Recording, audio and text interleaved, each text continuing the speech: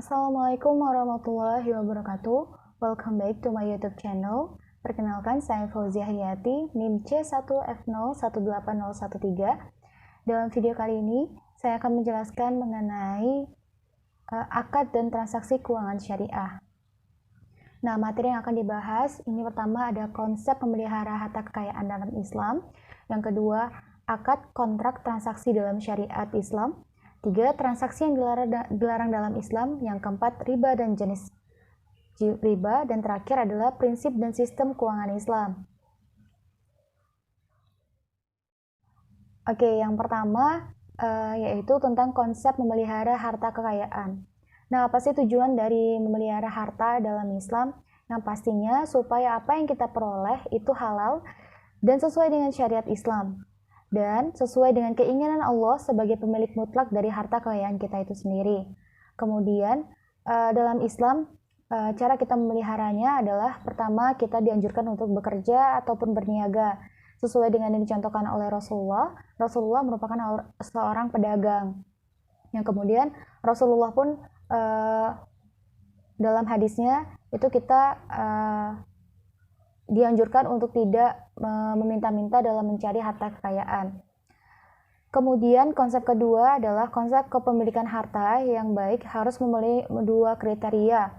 Yang pertama, diperoleh dengan cara yang sah dan benar, serta dipergunakan dengan untuk hal-hal yang baik di jalan Allah Subhanahu wa taala.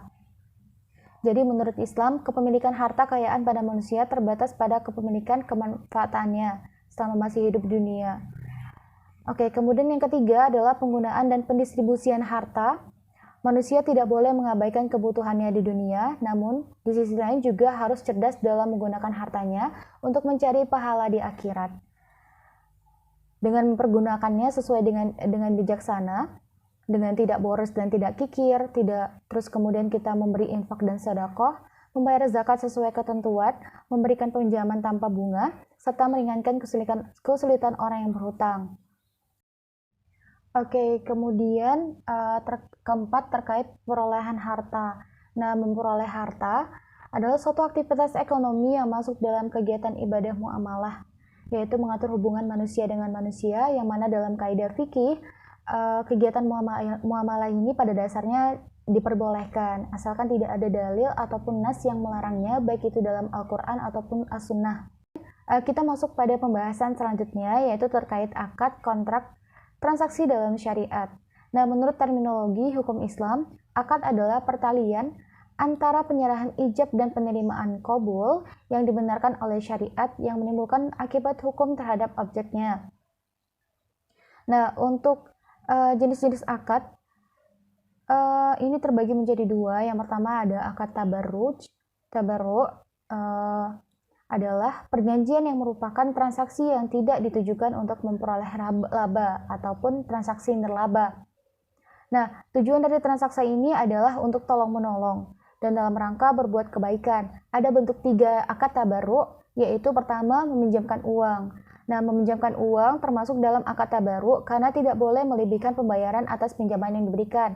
Karena ketika kita melebihkan itu namanya riba. Kemudian ada tiga jenis pinjaman dalam akad ini. Yang pertama ada qard, pinjaman tanpa mensyaratkan apapun selain mengembalikan pinjaman setelah jangka waktu tertentu. Kemudian yang kedua ada ran, merupakan pinjaman yang mensyariatkan suatu pinjaman dalam bentuk atau jumlah tertentu. Ketiga ada hiwalah, yaitu bentuk pinjaman dengan cara mengambil alih piutang dari pihak lain. Baik, selanjutnya adalah yang kedua itu selain meminjamkan uang, kita juga meminjamkan jasa. Nah, dalam meminjamkan jasa ini juga terdapat tiga. Yang pertama ada wakalah. Itu memberikan pinjaman berupa kemampuan kita saat ini untuk melakukan sesuatu atas nama orang lain.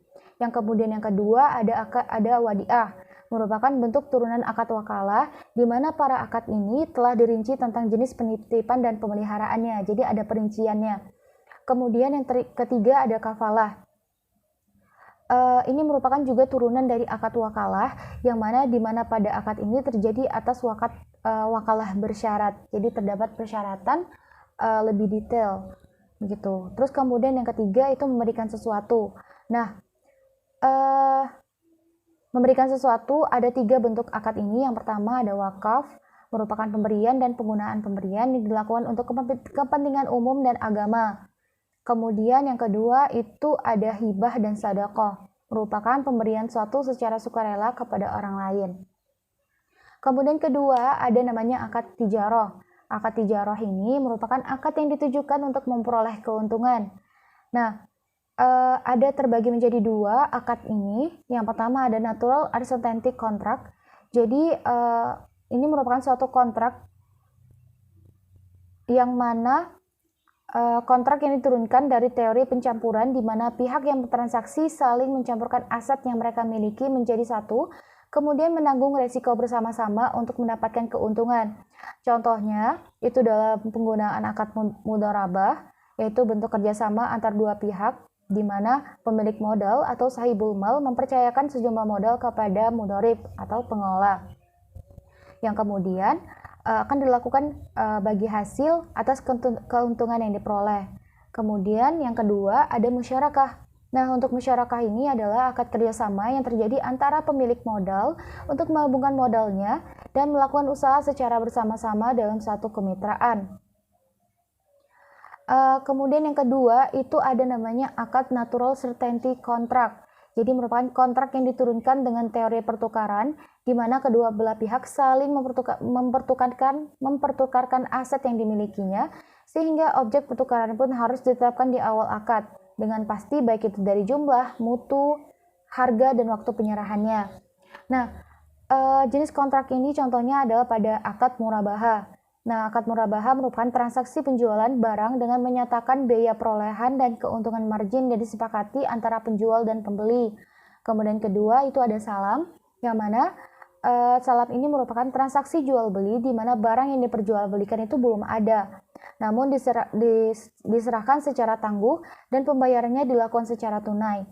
Dan yang ketiga itu ada istisna. Istisna ini memiliki sistem yang mirip dengan salam, namun dalam istisna pembayaran itu dapat dilakukan di muka ataupun dilakukan cicilan dalam beberapa kali termin atau ditangguhkan selama jangka waktu tertentu.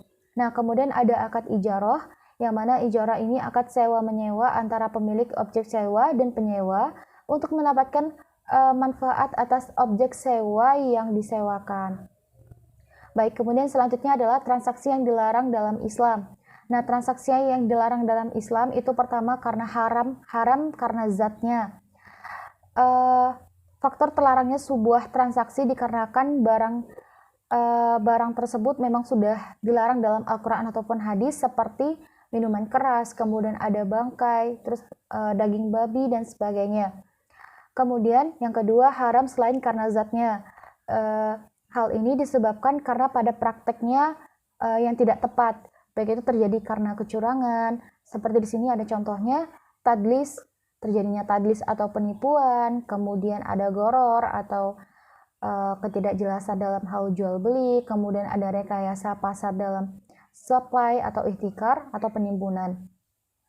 Kemudian ada namanya al-ba'i al-najasi, yaitu suatu permintaan palsu. Dan kemudian materi selanjutnya yaitu tentang riba. Nah, riba ini merupakan suatu bentuk penambahan. Nah, riba ini terbagi menjadi 2. Pada dasarnya terbagi menjadi 2, yaitu riba utang piutang dan riba jual beli. Untuk riba utang piutang itu terdapat yaitu riba qard dan riba jahiliyah. Nah, untuk pertama yaitu riba qard. Riba qard yaitu meminjamkan suatu dengan syarat ada keuntungan atau tambahan bagi orang yang meminjamin atau piutangi.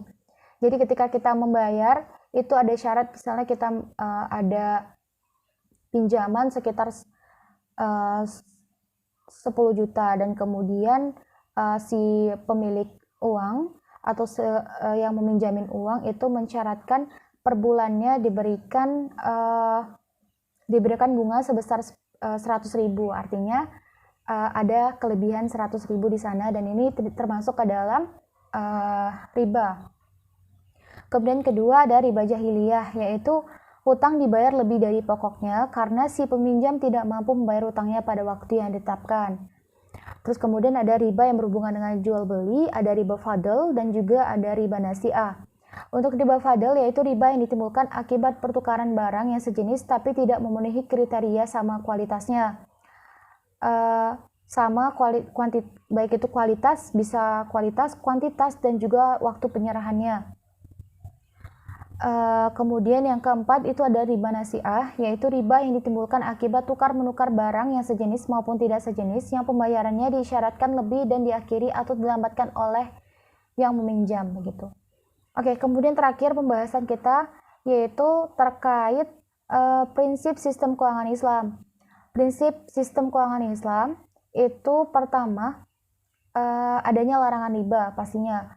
Yang telah disebutkan tadi bahwa riba itu didefinisikan sebagai kelebihan atau suatu akibat penjualan atau yang kelebihan ataupun tambahan baik itu dalam pinjaman ataupun pembiayaan. Kemudian dua itu pembagian resiko. Nah, resiko ini merupakan konsekuensi dari adanya larangan riba dalam suatu sistem kerjasama. Nah, resiko yang timbul dari aktivitas keuangan tidak hanya ditanggung oleh penerima modal, tetapi juga pemberi modal. Sehingga sifatnya itu seperti revenue sharing atau profit loss sharing. Kemudian yang ketiga ada uang sebagai modal potensial. Nah, kalau dalam Islam, uang tidak diperbolehkan dianggap sebagai komoditas yang dapat diperjualbelikan. Namun, uang ini bersifat sebagai modal yang dipergunakan untuk hal-hal yang produktif, untuk memperoleh keuntungan begitu.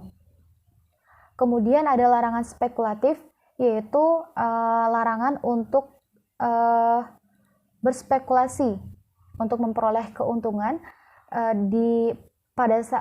dengan adanya ketidakpastian. Nah, contohnya seperti yang paling sering terjadi adalah praktik judi. Terus kemudian ada kontrak atau perjanjian.